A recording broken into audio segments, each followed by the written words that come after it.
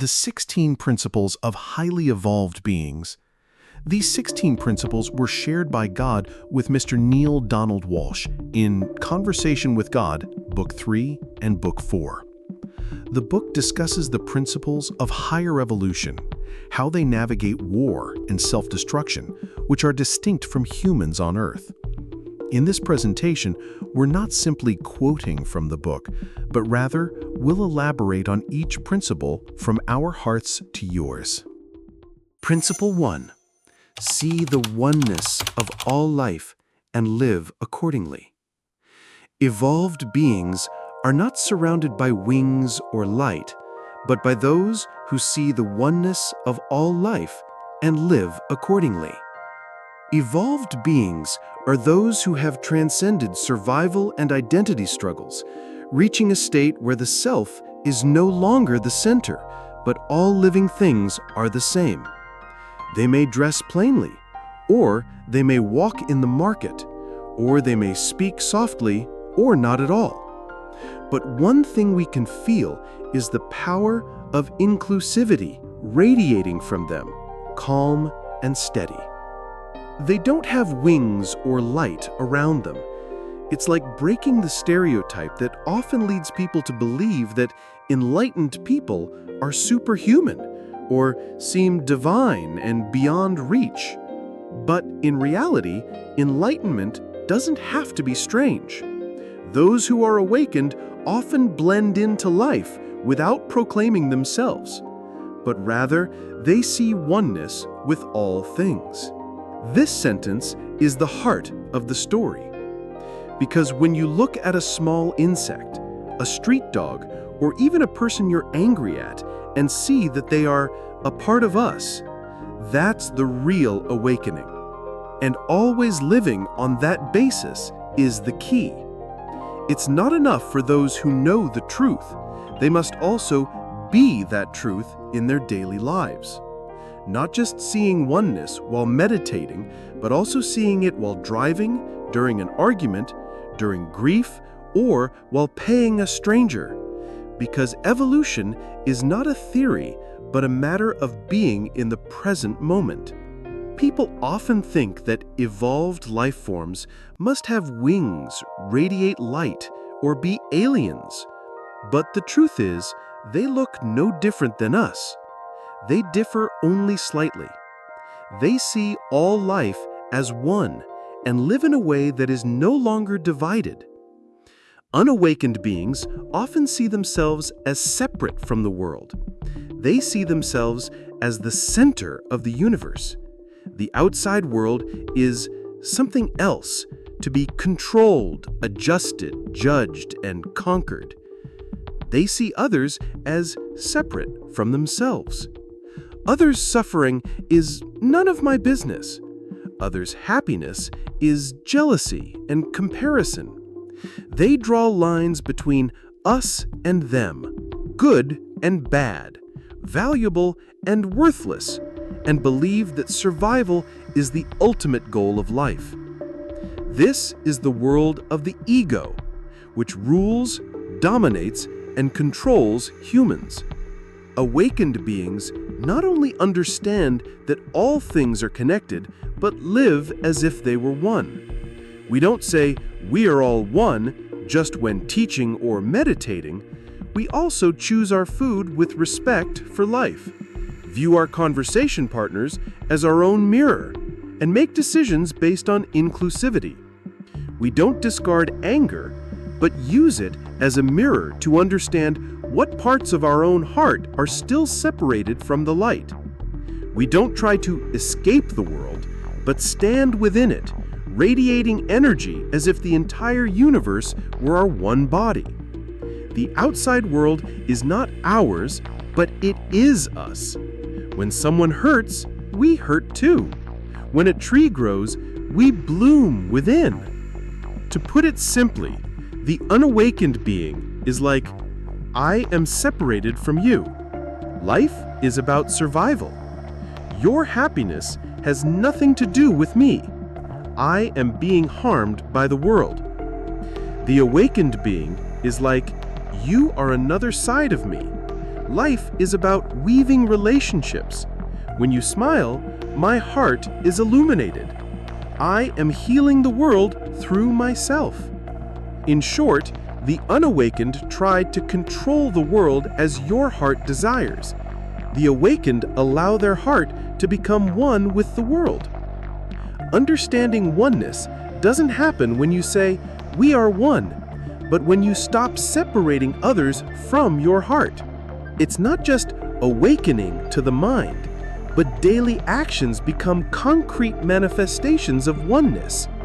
This is the core of being a highly evolved being. It's not just thinking that we are one. Many people already know this, but only some are. Saying we are all one doesn't mean we exist according to that understanding, because being one is not proven by words, but it is measured by what we do when no one sees it. Unity reflects three things. 1. Words. The words we use are the seeds of energy we sow in our collective consciousness. Do we speak of others with compassion or disdain? Do we speak to ourselves with kindness or suppression? Do we remain silent when we should speak for justice?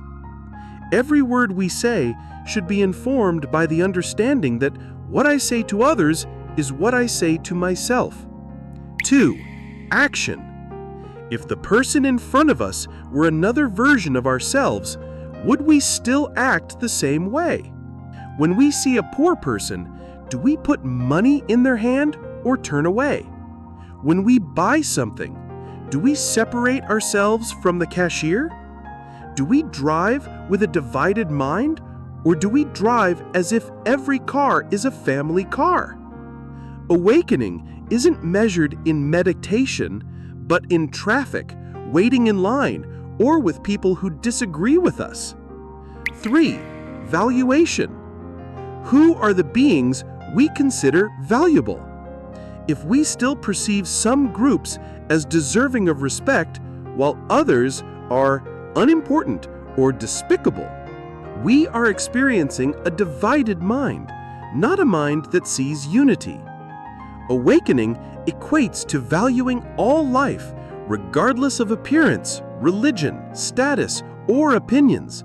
And most importantly, are we valuing ourselves?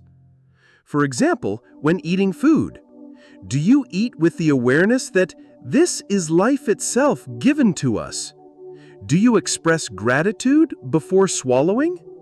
Or, for example, when using social media, do you post to demonstrate the power of truth or to reinforce the ego? Do you scroll through your feed mindfully, or do you use it to evade yourself? Every time you talk, walk, eat, or shop, are you proclaiming to the universe that you see the world as you are? Being one is not a lofty idea, but rather being present, knowing that no one is outside our hearts even for a moment. And have you done something today that reflects your oneness with another life? Today is about bringing the mind back to the present, not about what you've done or will do, but about now, because now is the doorway to change. You've done something. It doesn't have to be grand. It doesn't have to be perfect. Even not talking back in anger or just smiling at a stray cat on the side of the road is enough. For highly evolved beings, it's not because they have to be good, but because they're from the heart. Remember, every life is another me, reflecting whether you see your oneness with other lives. This question is an open one, not a criticism, but an opportunity for new choices. Do you view people in the market, your colleagues, or those who think differently? Do you see them as a part of me? If you close your eyes for a moment and think about all you've done since this morning, have there been a time when you treated someone as if they were another you? Maybe it's not the big deal. Maybe it's just letting go of anger, or just not judging anyone who walks by. That's when the light begins to shine from within your heart. If you don't see that moment today, that's okay. As long as you intend to see it tomorrow, the change has already begun. Are you treating other lives the way you expect the world to treat you? Sometimes being one begins by not separating anyone from our hearts, even for a moment. The world changes when we accept that no one is separate. The enlightened do not see the world in a new way, but see it as it has always been, one life experiencing it through multiple bodies, through multiple voices. There is no him or us, no good or bad. There is only a fragment of light trying to remember that we are one light. Awakening isn't just about understanding. It's about our breath, actions, and speech, which don't exclude anyone.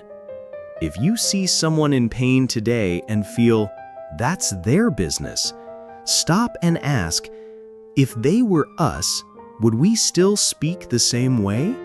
Wake up, not just to know, but to come down and love every life as you would want them to love you. Evolved beings don't live on other planets, but rather choose not to separate others from their hearts. Follow the second principle of highly evolved beings in the next video. Thank you from the bottom of my heart for watching, listening, and liking, sharing, and subscribing to us to support us forever. Thank you.